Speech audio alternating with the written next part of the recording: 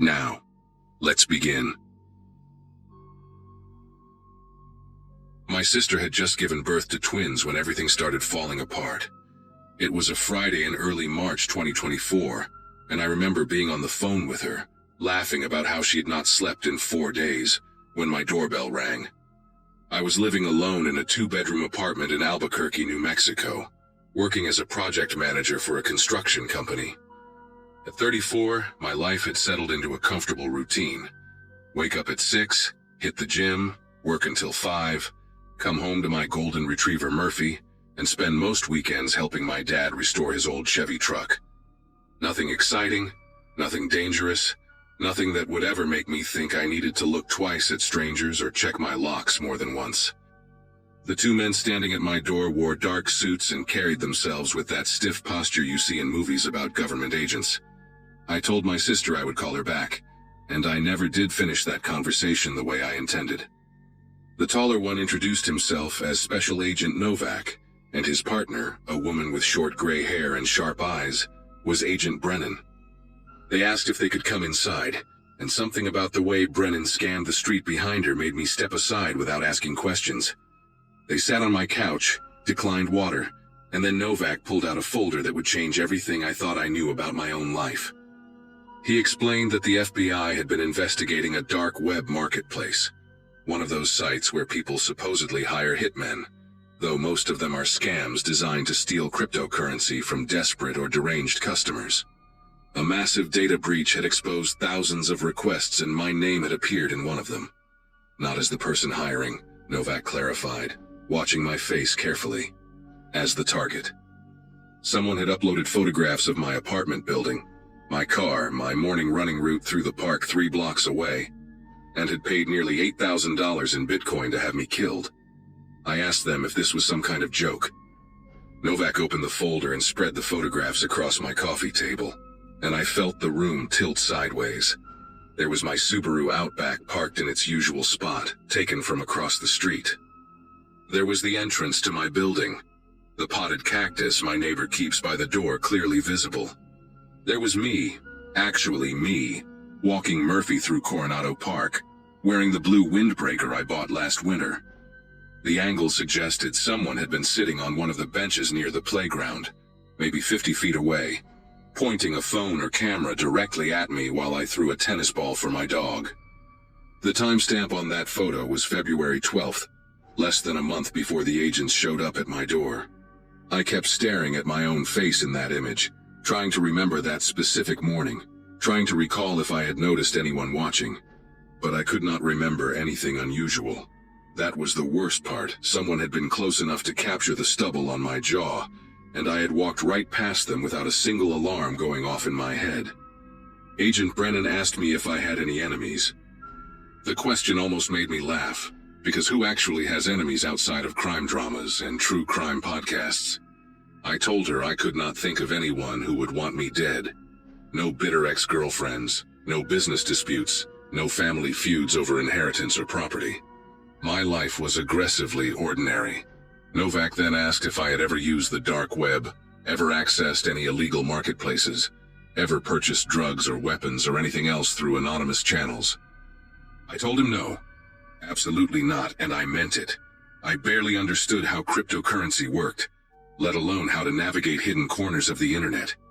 He nodded slowly, then explained that the account used to place the hit request had been created using my name, my email address, and the last 4 digits of my social security number. Whoever did this had not just wanted me dead.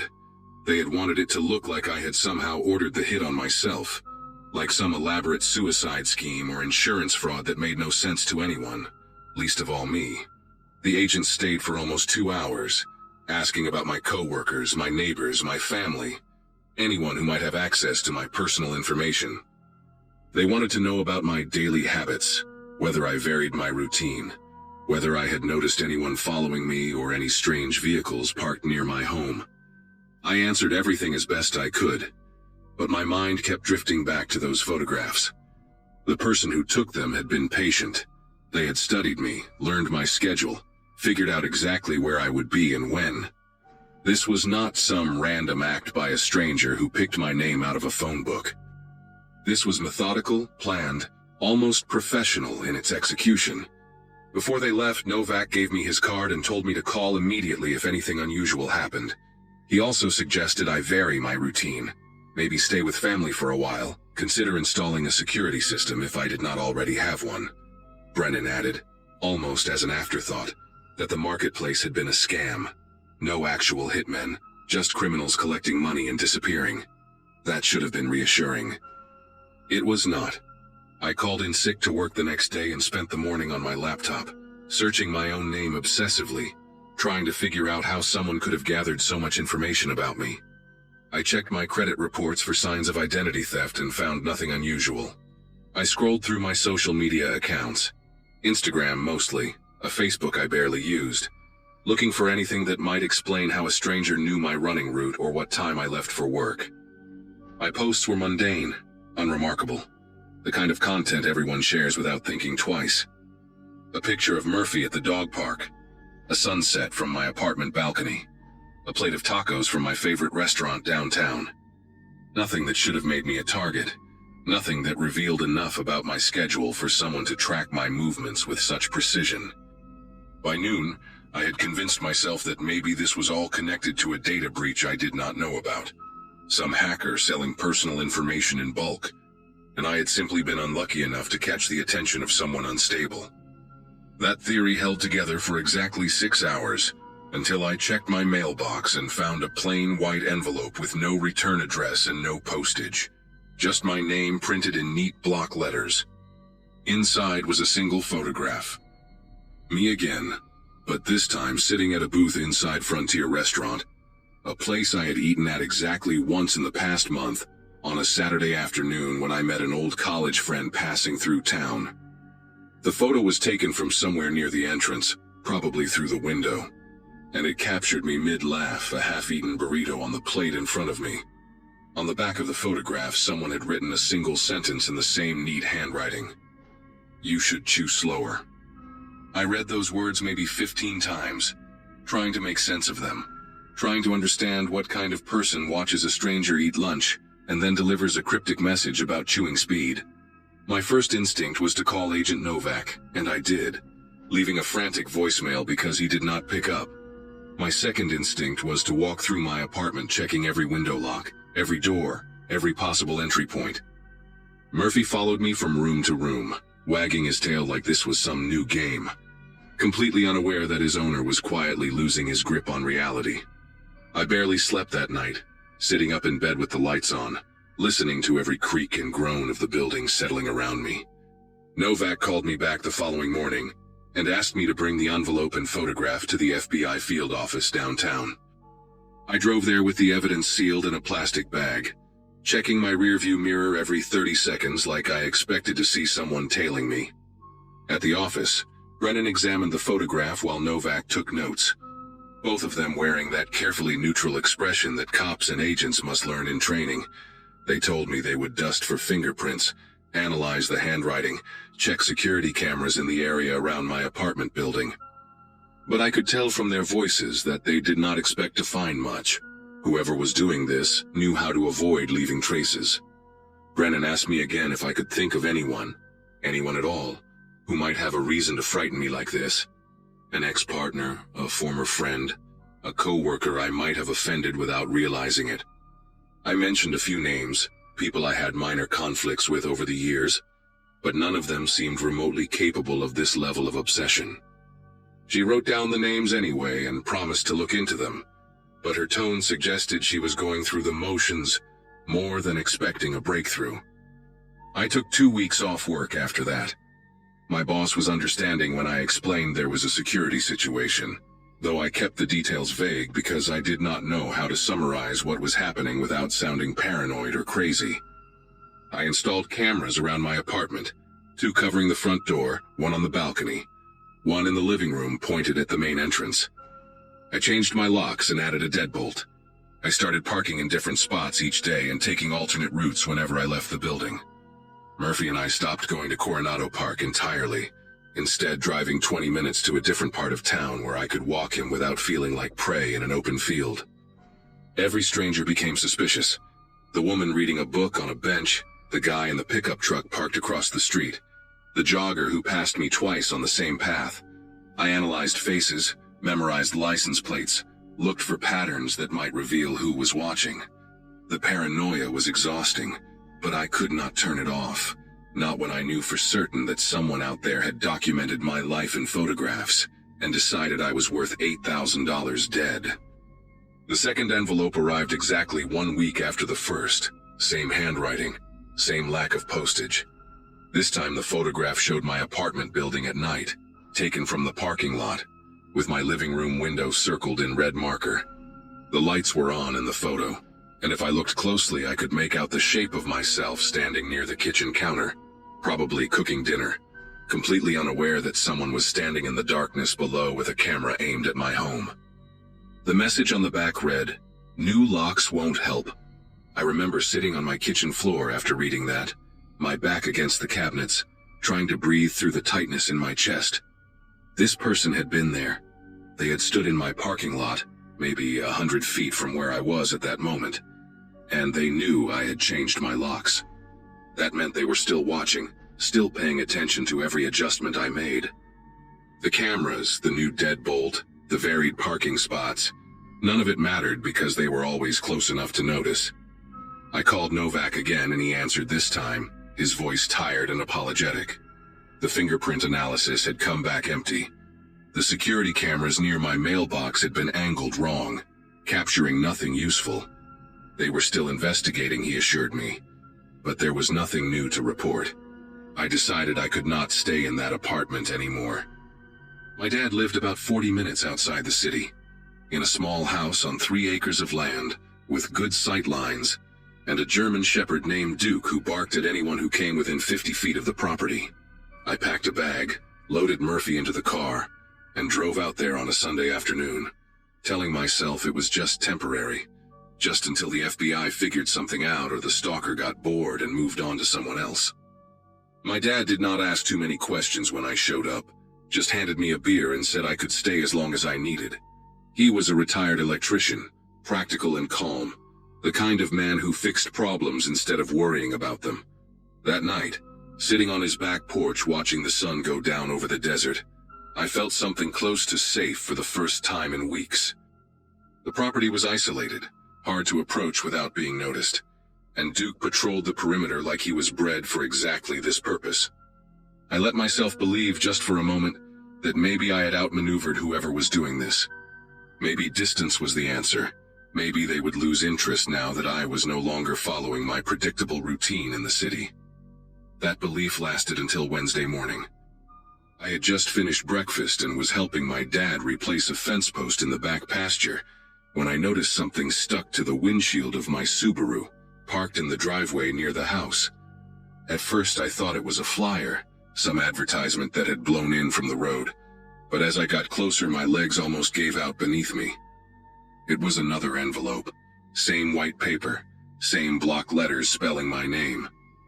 Inside was a photograph of my father's house, taken from the road at the edge of the property, with the kitchen window visible and 2 figures standing inside, me and my dad, drinking coffee that very morning. The message on the back was longer this time. Family is nice, shame to involve them.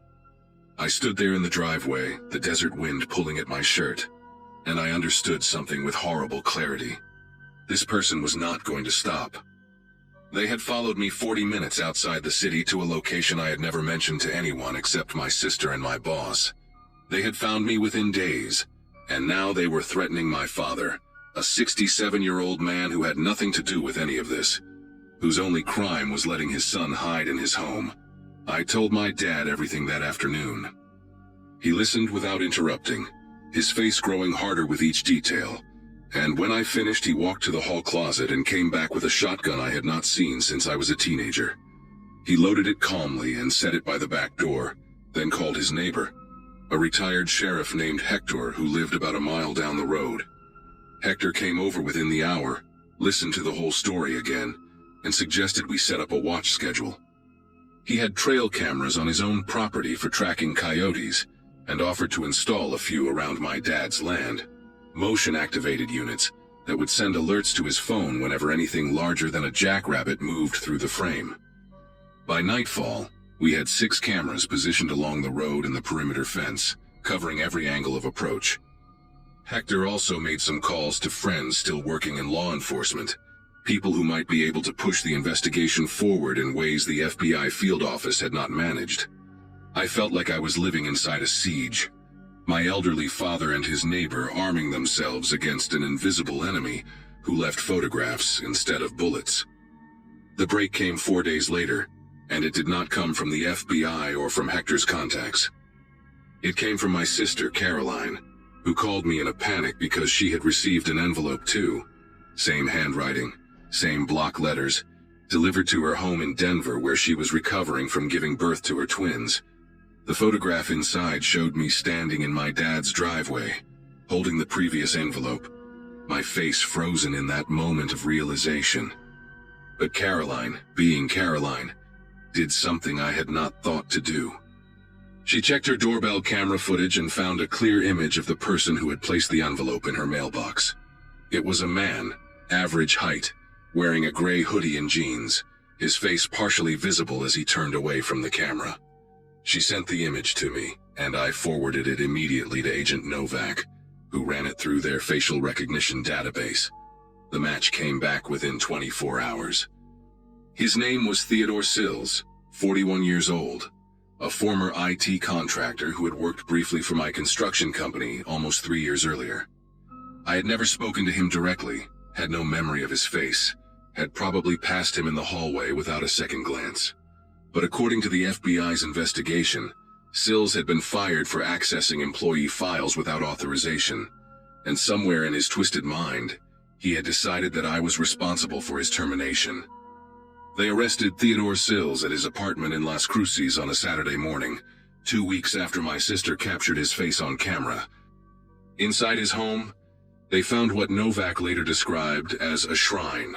Hundreds of photographs of me printed and pinned to a corkboard, handwritten notes detailing my schedule going back almost 18 months, maps of Albuquerque with my regular locations circled in red, and a journal filled with rambling entries about how I had ruined his career and deserved to suffer.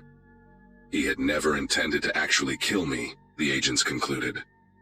The dark web hit request was theater, a way to terrify me while maintaining plausible deniability, a game designed by someone who wanted to watch me unravel from a safe distance. Sills was charged with stalking, criminal harassment, identity theft, and making terroristic threats. He is currently awaiting trial, denied bail after a judge determined he posed an ongoing risk. I moved back to my apartment eventually, though I still flinch when I check my mailbox, and I probably always will. My dad kept the trail cameras, says they help him sleep better at night. Caroline installed a security system and taught her husband how to check the footage every evening before bed. We are all different now, more careful, more aware of how easily a stranger can insert themselves into your life without you ever noticing. I still do not understand why Sills chose me specifically, why my face in a hallway 3 years ago sparked something so dark and obsessive in his mind. Some questions do not have answers that make sense. Some people carry damage that the rest of us cannot see until it spills over and stains everyone around them.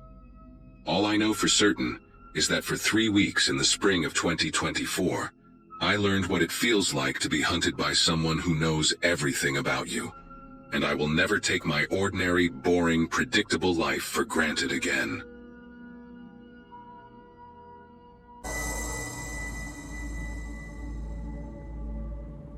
For a whole lot of people, 2020 was a really tough year. A lot of good folks lost their job, some lost their minds too, I guess, and we all had trouble getting our hands on the stuff we needed. Well, the same was true for a lot of bad people too, myself included. As a functioning opioid addict at the time of the pandemic, supply chain issues and general anxiety made it much harder than usual to get a clean fix. It also made it way harder for me to make money since the restaurant I worked at was closed for weeks at a time. My stimulus check didn't last long, and then after a few weeks of burning through my emergency fund, I was starting to get a little worried. Not only that, but the number of dealers going temporarily offline for the lockdowns was getting higher and higher, which in turn drove up the price of everything. I needed a money-making scheme and fast, so I tried all kinds of things, including setting up a .onion domain. Now, a .onion domain is basically a website on the dark web. Now, I can hear all you nerds howling, actually, already, but that's basically what it is, and to be honest, it was a little more than a joke to start with. Now, I wanted to learn how to set up a Tor site anyways, so what I uploaded ended up just being somewhere between a joke and a Hail Mary, and I worked pretty hard on it, and when it went live, I felt pretty damned proud of it. And then plastered at the top of the page was the site's title and concept, Dirty Deeds Done Dirt Cheap, or 5D for short. Now, it was a reference to one of my all-time favorite AC/DC songs, and I figured it was the perfect way to sell a very specific set of services to the people of East Texas and Western Louisiana. Now, see, I might have been a scumbag drug addict, but I was also something of an adrenaline junkie, too. I wasn't out to walk old ladies' dogs or help people move apartments. I wanted to do something exciting, something to liven up lockdown, so I offered people a chance to get revenge. Whether it was a bitter ex or some a-hole boss, I was offering to pull a mean prank on them for a pre-arranged price. Clients paid half before the job and half after, on pain of their victim finding out exactly who paid for the prank to be pulled. I didn't think it would get much traction. I mean, it's not like it was a surface layer website that'd show up on Google if I paid them a few bucks a month. A person needed a Tor browser to get access to 5D, and normies don't use Tor.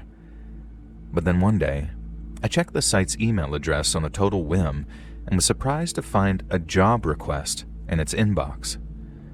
Now, the message was from an anonymous user, as they all were, who said their ex-boyfriend was an abusive a-hole who needed to be taken down a peg. Now, I offered to shove a bunch of sardines into the vent of his car and explained how they'd be stinking to high heaven after just a day or two in the summer heat. Now, she thought that was a good idea, transferred me half that Bitcoin, and then that night, I drove over to the address that I'd been given where I did the dirty deed. Now, I then took photographic evidence and then received the second half of the payment once I'd driven back home. Now, the girl seemed real happy with the end result, and so she was only too happy to pay. And then when I told her to recommend me to a friend, she actually did, and I got my second job just a couple of days later.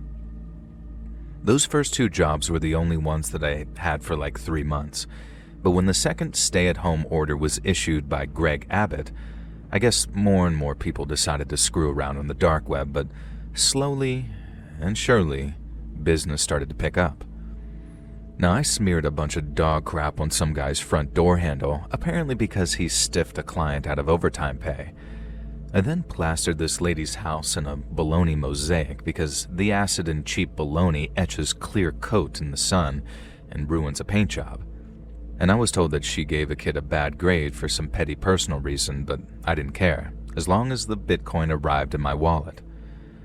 Now, I even rolled a bunch of glitter onto a driveway, and sprayed a bunch of herbicide onto a lawn so it spelled out a curse word, and I once painted a house with pure fish emulsion at night. It seeps into whatever it touches and makes a place smell like low tide mixed with death for like 6 weeks. And as you can tell, I became something of an artist when it came to pulling especially mean pranks.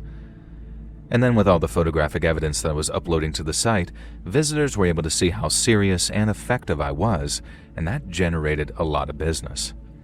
Things started fairly light, shall we say, with my mainstay being mean revenge pranks. But then as time went on, the job started to get a little more sinister. And one time a user asked me to take a package from a deserted pickup point to a deserted dead drop, and I knew it was probably drugs or something, maybe a hot pistol wrapped up tight in a t-shirt and taped up. But the price was right, and so the job was done. And I used to get similar or identical jobs maybe once or twice a week too, so those were my big earners for a while. But then came stuff that really started to push my limit. One time I was instructed to pick up a thumb drive from this dead drop, and then I had to take it to some dude over in Kilgore who either put something on it or copied something from it before taking it back to the dead drop. I don't know what the heck was on that thumb drive, and neither do I want to, but from the look of the dude that I dealt with, whatever it was very, very nasty. And that was the first time that I got home from a job and figured that I should probably be a little bit more choosy when it came to the jobs I took. I wasn't even desperate for cash by then either, because the restaurant had opened again and I was getting shifts. Now, I wasn't going to do it for money anymore. I was kind of just doing it for kicks. I did a few more jobs, nothing too sinister, but I was really starting to notice the change in clientele. I was getting fewer and fewer jobs that could be described as harmless pranks, and more that, like those others, made me feel sick to my stomach once they were over and done with. I'd already decided to close this site when that last request came in, but as you'll soon see, I had no choice but to entertain it when I saw how much money they were talking. And so by this stage, I was checking 5D's email only once or twice a week instead of every day. I was mostly just skimming the emails, turning my nose up to all the weirder requests that were most likely way more illegal than just making someone's car smell like anchovies. But then, I saw this one request, one which promised me way more money than I'd ever been paid before. I charged a couple of $100 for more basic jobs, a couple of $1,000 for much more complex or costly ones like the fish one, but this one was offering me $10,000 for a single night's work. Now, I emailed them back, saying if the job involved physically hurting anyone, I wasn't interested, and they replied saying that I wouldn't have to hurt anyone, but that the job might require coercion and possibly some physical force too. But for $10,000, I was more than willing to get a little handsy with someone if I could guarantee a clean getaway. And only then did I ask what they needed, and only then did they drop the bombshell on me. They wanted me to kidnap someone. Now, obviously, I had questions, and the first one was, who? Now, I wasn't expecting the answer they gave me, and not because of the name they gave me either, very much the opposite. You see, they didn't give me a name. They just told me, anybody. And once they told me the job was to kidnap literally any female, preferably an adult, but a child would do, I was thinking, no way, dude. This is either a prank or a fed. But then they lost me altogether by claiming that they were part of some big, shadowy organization that liked to partake in, of all things, live cannibalism. That's not just regular old cannibalism either, people. Like the kind that kept the Donner Party going. Live cannibalism involves amputating parts of your victim while they're still alive, and then cooking and consuming said parts while the victim is forced to watch. I called the guy out, told him I didn't believe a word of that, and said that he wouldn't be hearing from me again. And this, ladies and gentlemen, is when they sent me their X-Pub. Now, without getting too technical, if you put someone's X-Pub, Y-Pub, or Z-Pub into an extended public address in a blockchain explorer, you see their total crypto balance for any given wallet. It's not a particularly smart thing to show a stranger because you can see this person's transaction history too, not just the amount of crypto they've accrued. But this is how I realized this guy wasn't some bullcrapper and wasn't some edgy 15-year-old doing it for the lols. The guy had $500,000 worth of Bitcoin, and his transaction history showed evidence of major traffic. He was 100% legit. Bitcoin was moving in and out of that wallet every single day, and some of the transactions were way higher than just 10K. It was probably the strongest evidence this guy could have possibly presented to me to prove that he was legitimate, and so as you can imagine, I was pretty stunned. But I wasn't horrified. Not yet. Just because the guy had a ton of Bitcoin at hand didn't mean it wasn't a prank. But instead of dismissing my concerns, this guy made every effort to address them. They wouldn't give me any details regarding their organization, only that they existed. But on the off chance any of the girls' remains were found and a murder investigation was opened, they also didn't want anyone who'd freak out and go to the cops. They wanted someone who could live with themselves, having sold a human life for just a few $1,000s, and I guess they figured that person was me. But they were wrong. Dead wrong. As I ended up talking to this anonymous and apparently very wealthy user from around 11 at night to 3:30 in the morning, talking methods, techniques, and logistics. They had a drop-off location lined up and claimed that they could guarantee the site's security, but they also offered help in planning the actual kidnap and offered me a bunch of advice on how to coerce, intimidate, and overpower my potential victim. I actually typed out a bunch of it, but it's probably not very YouTube-friendly to be talking about that kind of stuff in videos. Specific stuff, I mean, so I'll just skip over the particulars of what I was told. But needless to say, it was detailed, it was extensive, and it was disturbing, and to me, it was yet more proof that this person was not just some prankster with a dark sense of humor. They were for real. I suppose now's a good time to make it clear that I had no intention whatsoever of actually going through with the job. As in, from the moment the word kidnap appeared on screen, I was out. And then after a certain point, every single question I asked and every piece of information I extracted was purely for the benefit of law enforcement. I didn't even confirm the job with the client, I just confirmed my interest and said that I'd get back to him within 24 hours. But not even 2 hours of those had passed before I had taken 5D offline. I was exhausted afterwards and I desperately needed to get to sleep, but I couldn't, and instead, I headed out to a payphone while it was still dark.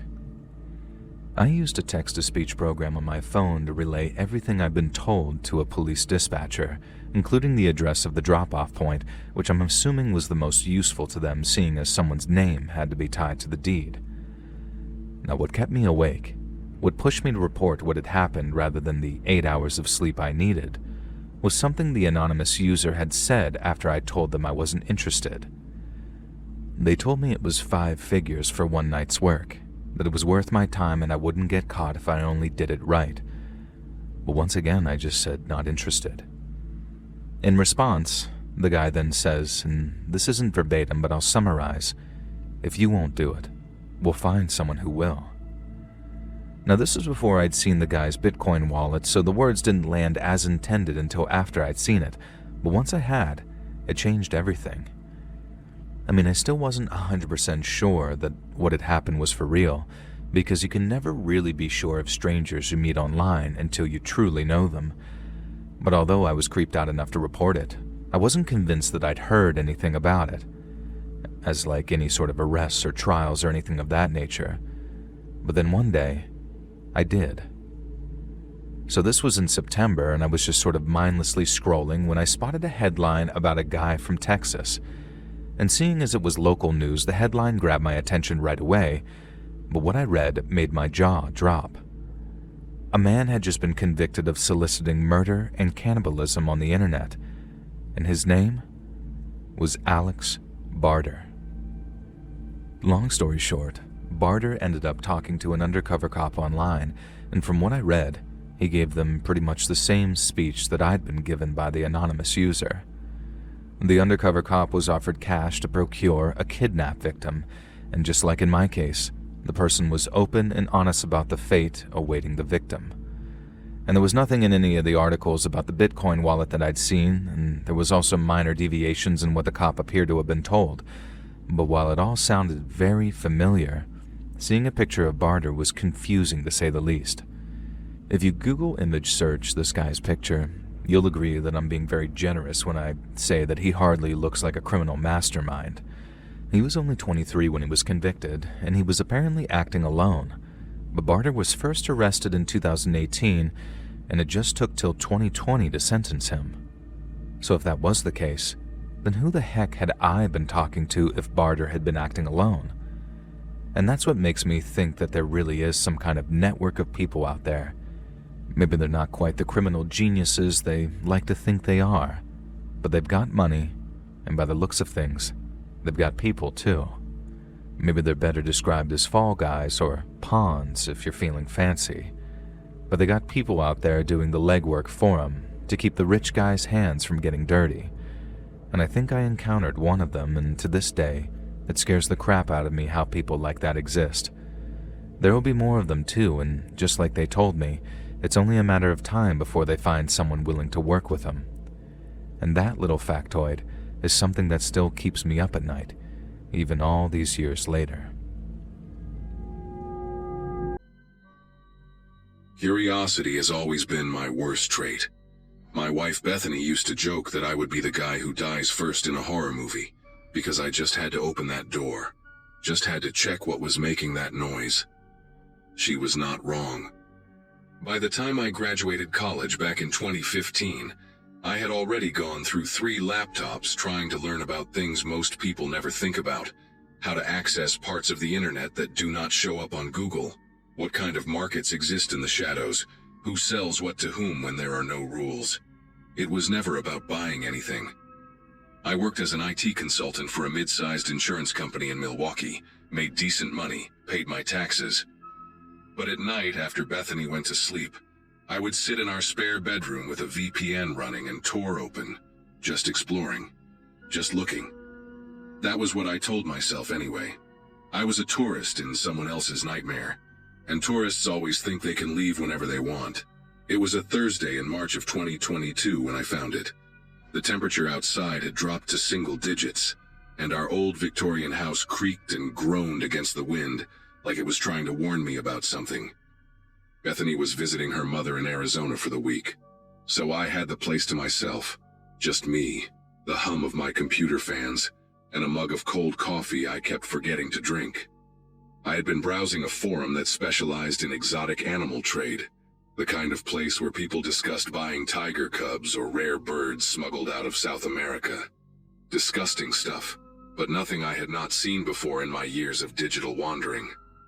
There was a thread buried near the bottom of the page with a strange title: Premium Cuts, Verified Suppliers Only.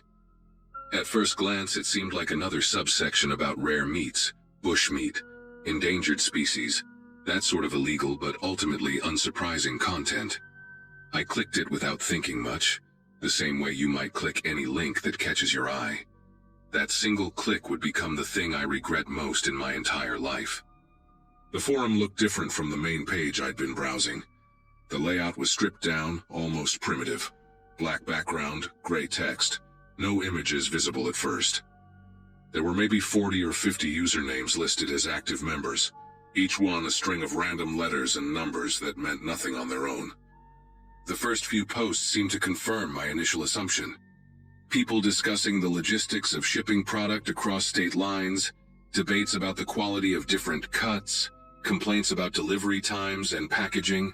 Someone with the username X7R4N mentioned that their last shipment from the farm in Nevada had arrived in poor condition, and another user responded with advice about temperature control during transit.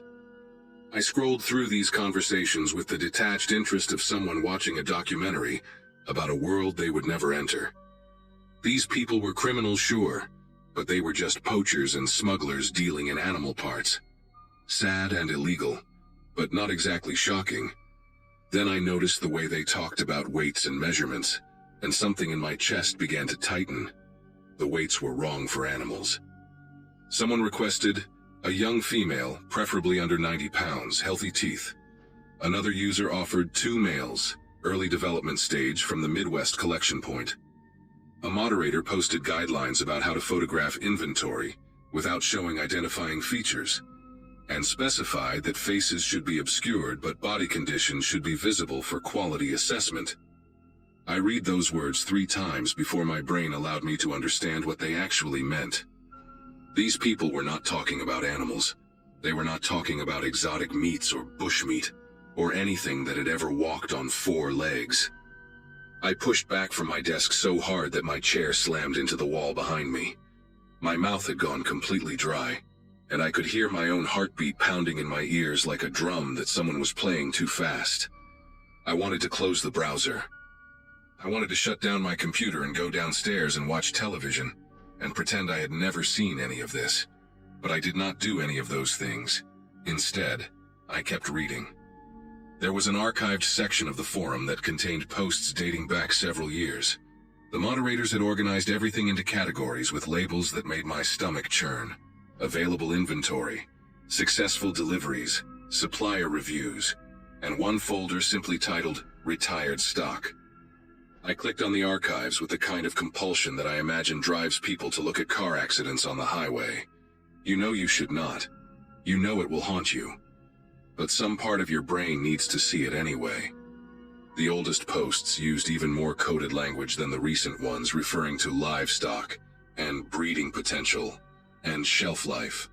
But as I read through months and months of conversations, I started to recognize patterns. Suppliers talked about acquisition costs in certain geographic areas. They mentioned that product from rural regions was easier to obtain than from cities, because fewer people noticed when someone went missing. One user with the handle Farmhand61 complained that the young ones from the foster system were becoming harder to source because of increased oversight. I felt bile rising in my throat as I read that sentence, and I had to close my eyes for a full minute before I could continue. The thing that finally broke something inside me was a photograph. Most of the images on the forum were blocked or deleted, replaced with text that said, "Image removed for security." But in one archived thread from 2018, someone had posted a picture that the moderators had apparently missed. It showed a room with concrete walls and a drain in the floor, the kind of industrial setup you might see in a meat processing plant. There were no people in the photograph, nothing explicitly violent or graphic. Just that empty room with its harsh fluorescent lighting and a metal table in the center, positioned directly over the drain. The table had leather straps attached to its sides. Below the photograph, a user had commented, "New facility looking clean. Should increase processing capacity by 40% this quarter." I stared at that image until my vision blurred, trying to convince myself that it could be something else, anything else. A veterinary clinic, a butcher shop, some kind of legitimate industrial space that just happened to look like a scene from my worst nightmares. But I knew what I was looking at. I knew exactly what that room was designed for, and I knew that real human beings had been brought there against their will. I should have stopped there. I should have taken screenshots, contacted the FBI, and walked away from my computer forever. But something else had caught my attention in the archived threads. References to specific locations and dates that seemed too detailed to be random. A user called Transit9 had posted about a pickup near a truck stop outside of Tucson in November of 2017. Another mentioned a batch that had been processed in a rural area of eastern Missouri the following spring. These were not vague comments. They included highway numbers, approximate mileage from major cities, and sometimes even weather conditions on the day of the operations.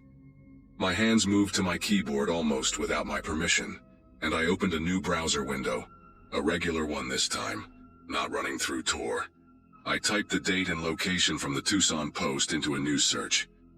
It took me less than 30 seconds to find an article about a missing 17-year-old girl named Brittany Saunders, who had last been seen at a gas station along that exact stretch of highway, just 2 days before the forum post was made. Her case was still unsolved, her family was still looking for her, and someone on that forum had referred to her as fresh product, minimal transport damage. I spent the next 4 hours cross-referencing forum posts with missing persons databases. By the time the sun started coming up through my office window, I had matched 7 different discussions to real disappearances. A 19-year-old boy from rural Kansas who vanished while walking home from his night shift at a warehouse. Twin sisters from a small town in Minnesota who went missing during a family camping trip. A homeless woman in her 20s whose case had barely made the local news in Albuquerque. Each time, the forum posts lined up with the locations and time frames in ways that could not be coincidental. The users talked about these people the way restaurant suppliers might discuss shipments of beef or chicken, quality ratings, complaints about damaged goods, arguments about pricing. One thread contained a detailed review of a supplier who operated somewhere in the Great Lakes region, praising his ability to acquire clean product with no prior documentation. I realized with a sickening clarity that they meant people who would not be missed. Runaways, homeless individuals, undocumented immigrants, people whose disappearances would never make national headlines, whose faces would never appear on primetime news segments. The system was designed to target the invisible, and it had been operating for years right beneath the surface of the world I thought I knew. By mid-morning, I had compiled a document with everything I had found. Screenshots of forum posts, links to news articles about the missing persons cases, a timeline showing how the dates matched up. My eyes burned from staring at the screen all night, and my body ached from sitting in the same position for hours without moving. I had not eaten anything since dinner the previous evening, but the thought of food made me physically ill. I saved the document to an encrypted folder, and then sat there for a long time, trying to figure out what to do next. Calling the local police seemed pointless. This was clearly something that spanned multiple states, maybe even multiple countries. The FBI had a tip line for crimes like this, but I had no idea how to explain what I had found without also explaining how I had found it. Would they take me seriously, or would they treat me as a suspect? I had spent years poking around in corners of the internet where illegal things happened. My browsing history alone could probably get me flagged by a dozen different agencies. But I kept thinking about Brittany Saunders, about her photograph in that news article. A senior portrait with a bright smile and a blue background. The kind of picture that ends up on missing posters and milk cartons. Someone on that forum had called her fresh product.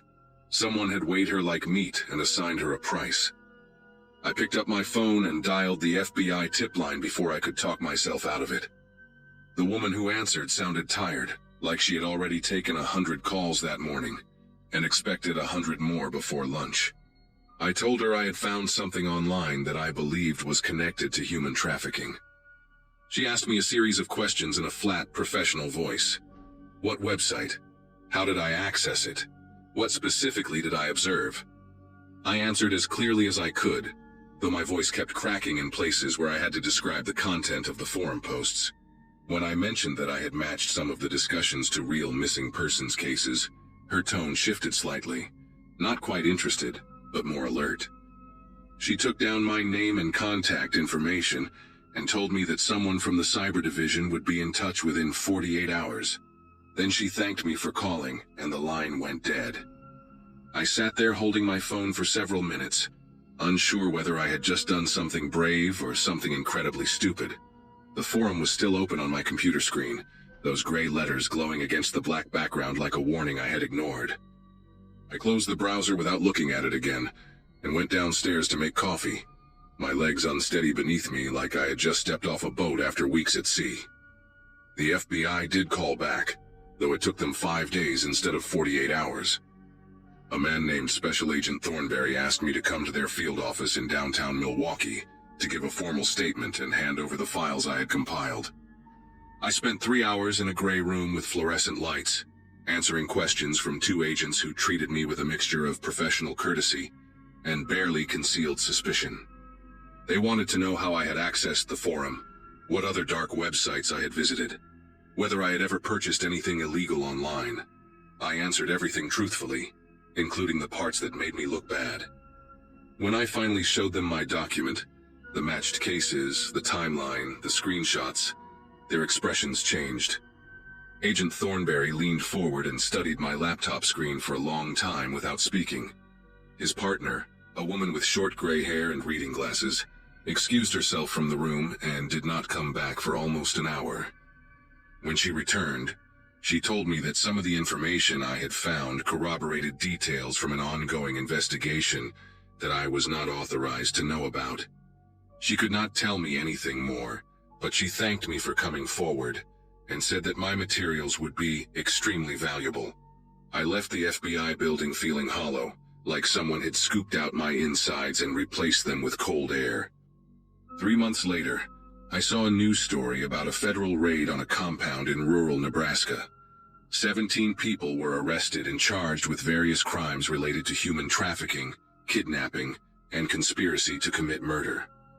The article did not mention anything about a forum or the dark web, and it did not reference any of the specific cases I had found in my research. But one of the photographs showed officers escorting a man in handcuffs, whose face was partially obscured by a jacket pulled over his head. Below the image, a caption identified him only as a key figure in the trafficking network believed to have operated across multiple states. I stared at that photograph for a long time, wondering if he was one of the usernames I had seen on the forum, Farmhand61 or Transit9, or any of the others who had discussed human beings like cuts of meat. I never found out for certain. The FBI never contacted me again after that initial meeting, and I never tried to access that forum or anything like it ever again. I deleted Tor from my computer, canceled my VPN subscription, and told Bethany that I was done with my late-night explorations of the internet's dark corners. She did not ask why, and I did not offer an explanation. Some things are too heavy to share, even with the person you love most in the world. To this day, I still think about Brittany Saunders and the others whose names I found in those archives. I think about the ones I did not find, the ones who disappeared without anyone ever noticing. And sometimes late at night when I cannot sleep, I wonder how many forums like that one are still out there, operating quietly in the shadows while the rest of us scroll through our phones and pretend the world is a safer place than it actually is.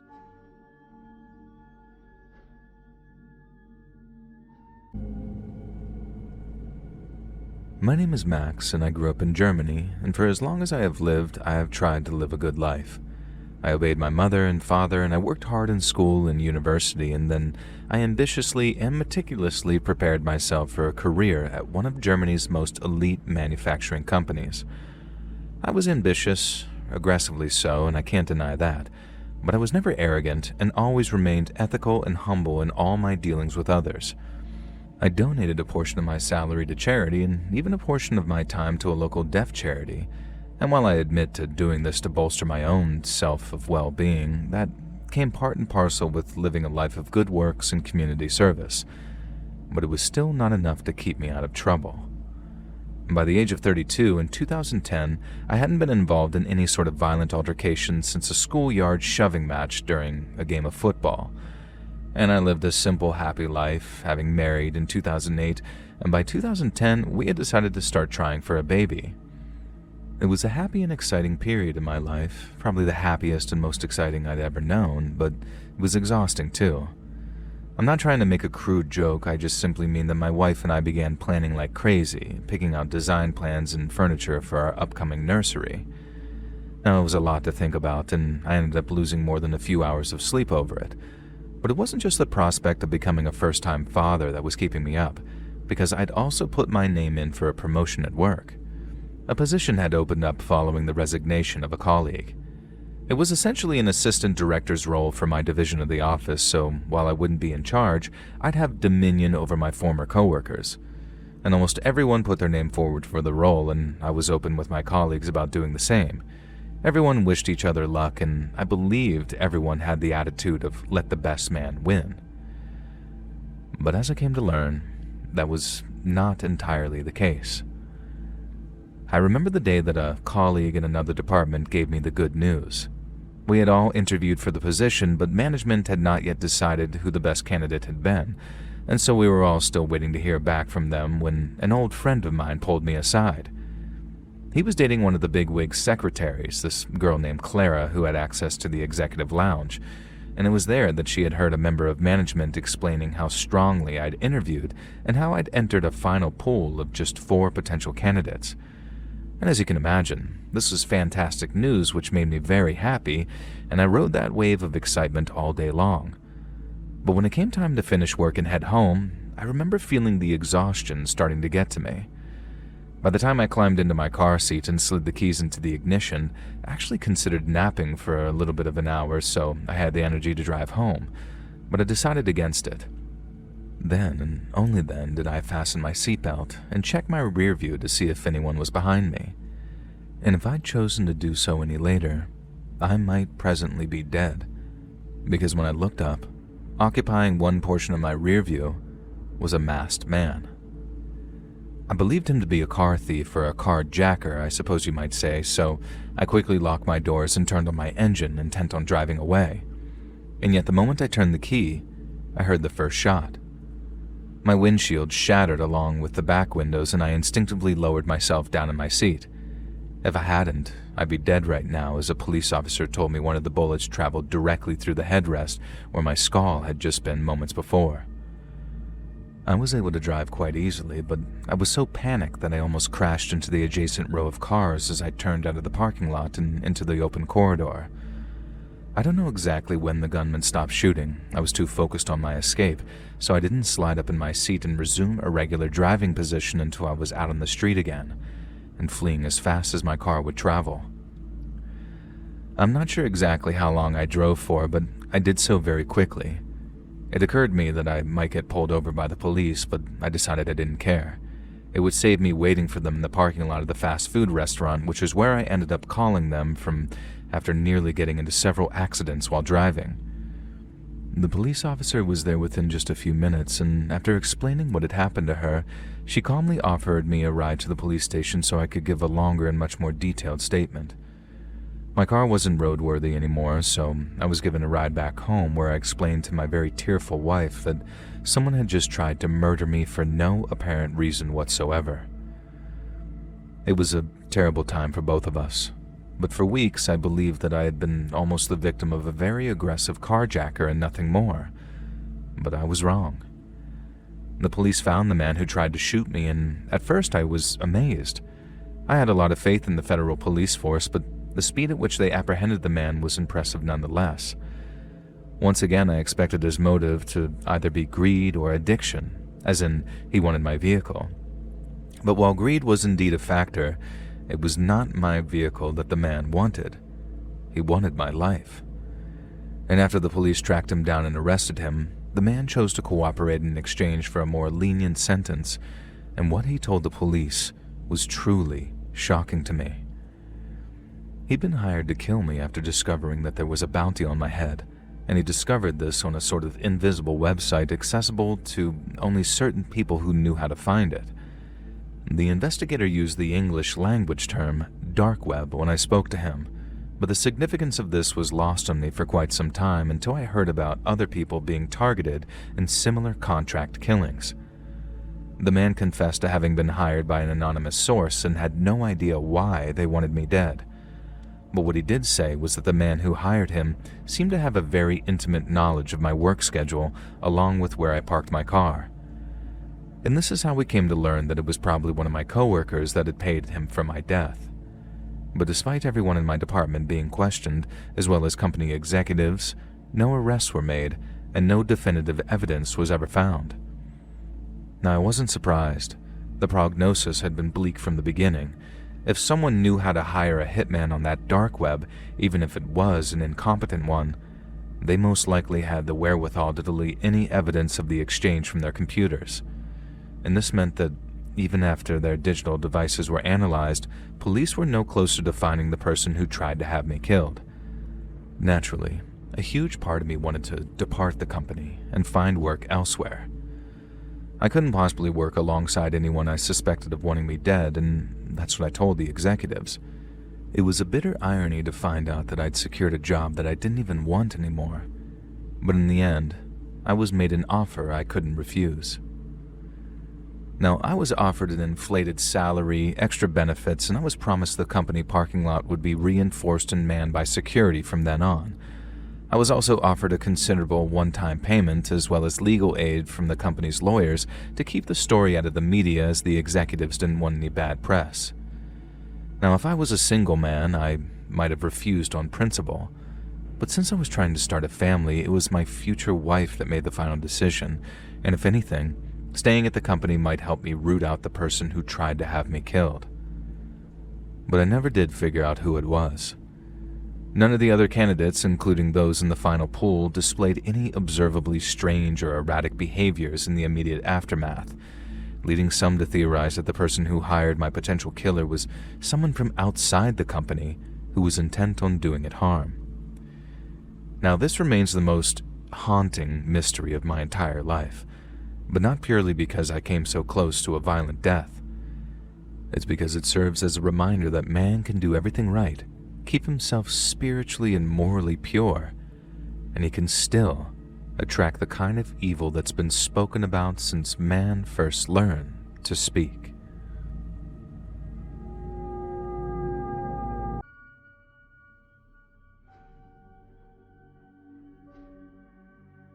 Most people my age spend their evenings watching television or scrolling through Facebook, but I have always been drawn to the forgotten corners of the internet. I work as a digital archivist for the county library system in Albuquerque, a job that sounds boring until you realize it gives you access to tools and knowledge that most civilians never encounter. My daughter left for college in Arizona back in 2018, The same year my husband started traveling 3 weeks out of every month for his consulting firm, and suddenly, I had more empty hours than I knew what to do with. That was when I taught myself to navigate the deep web. It began as professional curiosity. I was trying to recover old community forums that had disappeared when their servers went offline, preserving digital history that would otherwise be lost forever. I learned how to use Tor, how to read onion addresses, how to trace the ghosts of websites through mirror sites and archive services. My coworkers joked that I was becoming obsessed. They had no idea how right they were. On a Wednesday night in early March, I found something that I cannot stop thinking about even now, months later. I had been following a trail of dead links for hours, starting with an old photography forum from 2004 and bouncing between archive mirrors until I barely remembered where I had begun.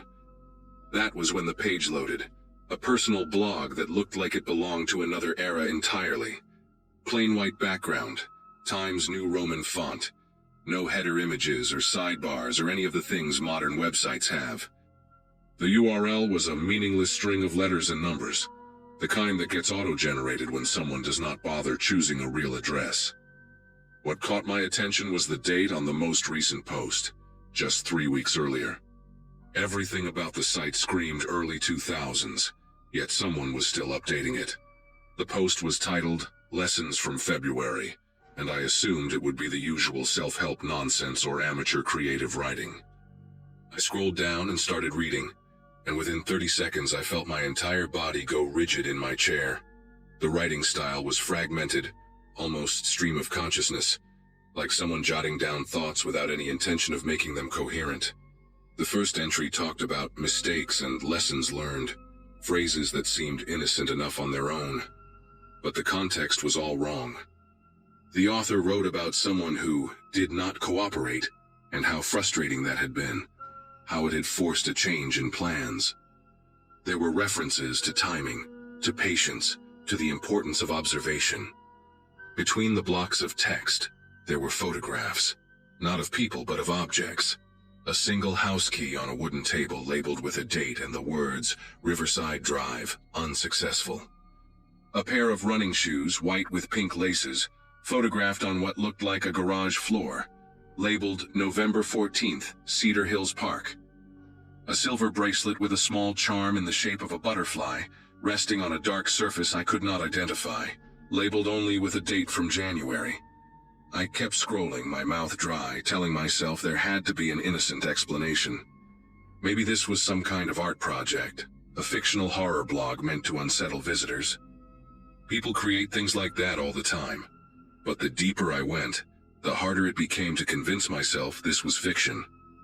The entries spanned almost 2 years, and they followed a pattern that made my skin prickle. The author would write about watching someone, learning their schedule, noting when they left for work and when they came home. Then there would be a gap of a few weeks, followed by a post about what went wrong or what went right. The language was clinical, detached, like someone reviewing their own performance. She was more alert than expected, had to abort. The window was a better access point than the door. Next time I need to account for neighbors who keep irregular hours. And always, there were photographs of objects, jewelry, keys, shoes, a hairbrush, a coffee mug with a logo I did not recognize, each one tagged with a date and a location. I found myself breathing faster, my pulse hammering in my temples. I grabbed a notebook from my desk and started writing down every location mentioned, every date, every detail I could extract from those cryptic entries. I needed to prove to myself that this was fake, that none of it matched anything real. It took me less than an hour to find the first match. One of the entries from October mentioned a location called Ridgecrest Avenue, a name I did not recognize, but that sounded local enough to search. I typed it into a regular browser along with the word missing and the year, and the results made me push back from my desk so hard my chair nearly tipped over. A woman named Felicity Dunn had disappeared from Ridgecrest Avenue in October of the previous year. She was 26 years old, a veterinary technician, last seen leaving her apartment complex around 7 in the morning.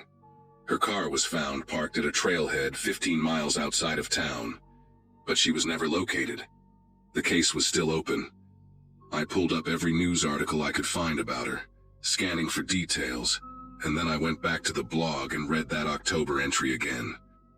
The author mentioned watching someone who walked a small dog every evening, someone who kept her blinds open, someone who drove a dark blue sedan. Felicity Dunn owned a Chihuahua mix named Peanut. She lived in a ground floor unit. Her missing person flyer showed her standing next to a navy blue Mazda. I sat in my chair, unable to move, reading those two sources side by side until the words blurred together. I wanted to believe it was coincidence. Ridgecrest Avenue is not an uncommon street name, and plenty of young women have small dogs and dark sedans. But something in my gut knew better. I went back to the blog and found the photograph attached to that October entry. A single silver stud earring shaped like a tiny star, resting on what looked like concrete. I searched for more images of Felicity Dunn and found an Instagram account her family had kept public as part of the search efforts. In photo after photo, she wore the same small silver stars in her ears. They had been a gift from her grandmother, according to one of the caption. I closed my laptop and sat in the dark for a long time, listening to the hum of the refrigerator down the hall, trying to process what I had just found. Either I had stumbled onto the personal journal of someone who was fantasizing about crimes he had read about in the news, or I had found something much worse. A record. A trophy case. The private documentation of someone who was actively hunting people in my city and getting away with it. I did not sleep that night. I made coffee at 2 in the morning and sat at my kitchen table with my notebook, going through every entry on the blog and cross-referencing each location and date with local news archives. By sunrise, I had found 3 more potential matches. A woman named Iris Calloway, who vanished from a neighborhood called Sunset Terrace in August. The blog mentioned that same area and described someone who moved too quickly and noticed things she should not have noticed. A college student named Brooke Ellison who disappeared from near the university campus in December. Her backpack found abandoned in an alley behind a coffee shop. The blog had an entry from that same week about a near miss and the difficulty of working in areas with too many witnesses. And most disturbingly, a Jane Doe case from the previous spring. A body discovered in an arroyo on the outskirts of the city, never identified. The blog entry from that period talked about finishing what was started, and included a photograph of a thin gold necklace with a broken clasp. Each connection I found made me feel more certain and more terrified. This was not fiction. This was not a game. Someone was documenting their crimes in a hidden corner of the internet, and I had found it by accident. The entry that finally pushed me to action was dated just 6 weeks before I discovered the site. It mentioned a location I recognized immediately. Lomas Boulevard, less than 3 miles from my own house. The author wrote about a new subject, someone they had been watching for several weeks, someone whose patterns were predictable and whose building had poor security. There was a photograph of a keychain, a small leather strap with a brass initial charm, the letter K, and a note about how easy it had been to make a copy while the subject was distracted at a laundromat. I searched for recent missing persons reports from that area and found nothing, which should have been a relief but instead filled me with dread. The blog entry was recent. The author was still watching. Whoever owned that keychain might still be alive, still going about their daily routine, completely unaware that someone had copied their key and was waiting for the right moment. I could not just sit on this information. I could not go back to my normal life and pretend I had never seen any of it, but I also had no idea what to do next, or who would even believe me. I called the Albuquerque Police Department that same morning, my voice shaking as I tried to explain what I had found. The woman who answered transferred me twice before I finally reached a detective in the missing persons unit, a man named Sergeant Orozco, who listened patiently while I stumbled through my story. I told him about the blog, about the photographs of personal items, about the locations and dates that matched open cases. I gave him the names: Felicity Dunn, Iris Calloway, Brooke Ellison. I described the entry about Lomas Boulevard and the copied key. When he finished, there was a long pause on the other end of the line. Sergeant Orozco asked me how I had found this website, and I explained about my work, about the deep web, about following dead links through archive services. He asked if I had saved any of the content, and my heart sank because I had not. I had been so focused on researching the connections that I never thought to take screenshots or download the pages. He gave me his email address and asked me to send him the URL so their digital forensics team could take a look. I thanked him and hung up, already opening my laptop to retrieve the address from my browser history. The site was gone. I clicked through my history, found the exact link I had followed the night before, and watched it load into nothing but a blank page with an error message. Connection refused. I tried again, cleared my cache, restarted Tor, used a different browser. Nothing worked. The blog had vanished completely, as if it had never existed at all. I sat there staring at the error message, feeling a cold weight settle in my stomach. Whoever ran that site had either taken it down on their own, or had some way of knowing when they were being watched. I emailed Sergeant Orozco anyway, sending him the URL and explaining that the page was no longer accessible. I attached my handwritten notes, everything I had documented during my sleepless night, every name and date and location I had connected. His response came 3 hours later. A polite thank you for my concern, a note that the digital forensics team had been unable to locate any content at the address I provided, and a suggestion that I might have encountered a hoax or an elaborate piece of horror fiction designed to seem realistic. He said they would keep my notes on file, but there was nothing actionable without evidence. I read that email 4 times, each time feeling more sick than before. For the next 2 weeks, I became obsessed with finding the site again. I spent every free moment retracing my steps through the deep web, following every dead link I could remember, searching for any fragment of the blog that might have been cached or mirrored somewhere. I found nothing. It was like chasing smoke. Meanwhile, I kept checking the local news, dreading the moment when a new missing person report would appear, when another woman would vanish from Lomas Boulevard or somewhere nearby. I thought about the keychain with the letter K, about the person who owned it, about the copied key sitting in some predator's pocket. I thought about knocking on doors in that neighborhood, warning strangers about a threat I could not prove, but I knew how that would look. A middle-aged woman ranting about a website nobody else had seen, sounding exactly like the kind of person people cross the street to avoid. My husband came home from one of his trips and found me sitting in the dark at 3 in the morning, laptop open, eyes red from exhaustion. He asked me what was wrong and I tried to explain, but the words came out scattered and paranoid. He held my hand and told me I needed to step away from the computer, that I was scaring him. Maybe he was right. Maybe I was losing perspective. But I could not shake the knowledge of what I had seen. The news broke on a Sunday morning in late April. A woman named Kendra Vogel had been reported missing from her apartment on Lomas Boulevard. She was 31 years old, a physical therapist last seen by a co-worker on Friday evening. Her door showed no signs of forced entry. Her car was still in the parking lot. Her family said she would never leave without telling someone, that she was not the type to just disappear. I stared at the article on my phone, reading the name over and over again. Kendra, the letter K on the keychain. He had a copy of her key. He had been inside her apartment before she even knew she was in danger. I called Sergeant Orozco immediately and left a voicemail that probably sounded unhinged.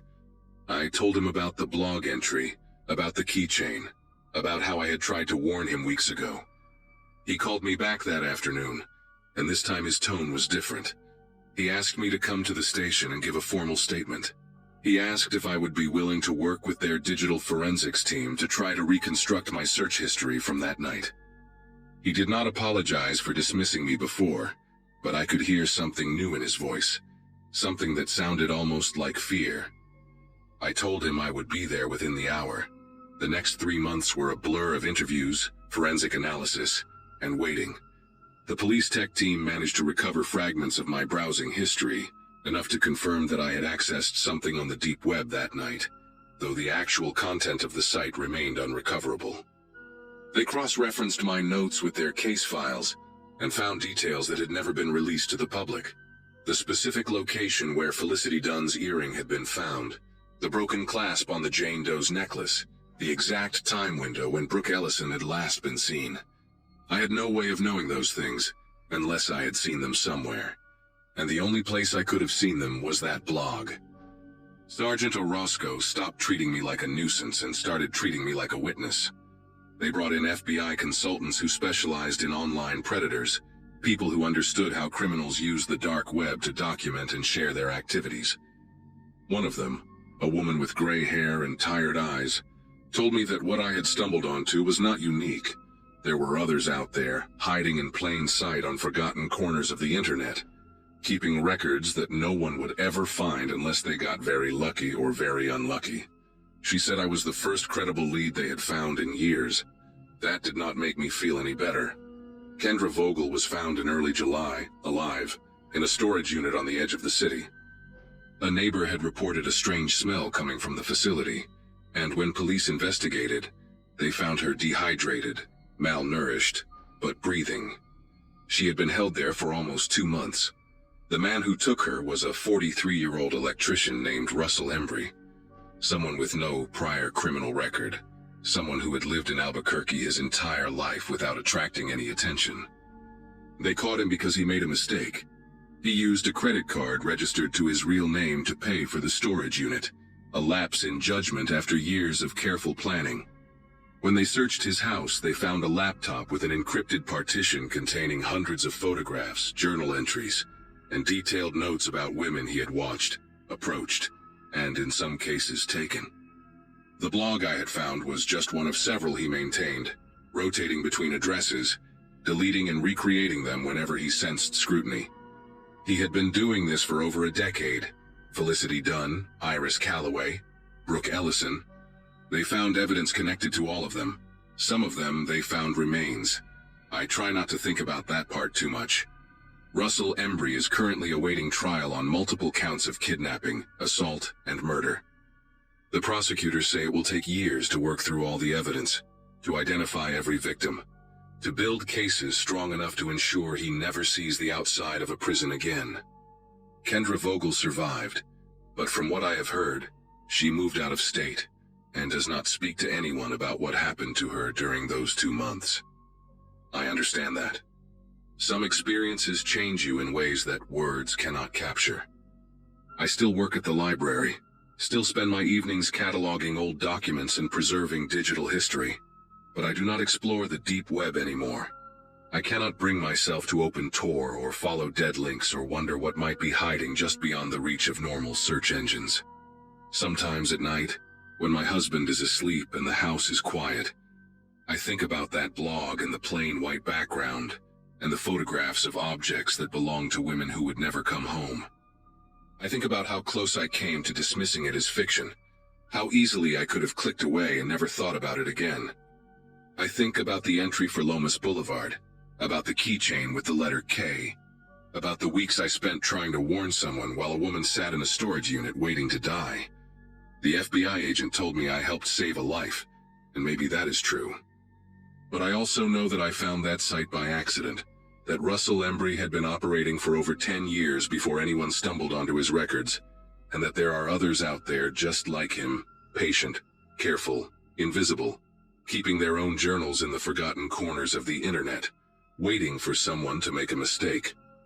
I check my locks 3 times every night now. I installed cameras on every door, and I never, ever leave my blinds open after dark. Videos बनाने हैं, Filmora है ना।